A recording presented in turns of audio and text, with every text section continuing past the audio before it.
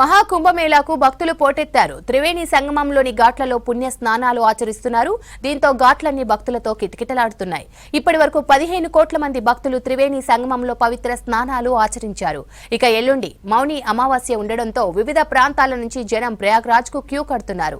కుంభమేళాలో మౌని అమావాస్య ప్రత్యేకమైనది కావడంతో ఆ రోజు పుణ్య స్నానాలు చేసేందుకు భక్తులు ఆసక్తి చూపిస్తారు. మహాశివరాత్రి ముందు వచ్చే అమావాస్య కావడంతో సాధువులు, యోగ సాధకులు దీన్ని పవిత్రంగా పరిగణిస్తారు. ఈ సమయంలో గంగలో పుణ్య స్నానం ఆచరిస్తే ఎన్నో జన్మల పుణ్యం లభిస్తుందని భావిస్తారు. ఇక ఈ రోజే కొత్తగా నాగ సాధువుల్లో చేరేవారికి దీక్ష ఇస్తారు. రావి చెట్టు కింద దీపాలు వెలిగించి పితృదేవతలకు తర్పణం వదులుతున్నారు. ఇక మౌని అమావాస్య కోసం వస్తున్న వారితో ప్రయాగ్రాజ్లోని రైల్వే స్టేషన్లో రద్దీ కొనసాగుతోంది. రాత్రి వేళలో స్టే చేసేందుకు షెల్టర్లు ఏర్పాటు చేశారు అధికారులు.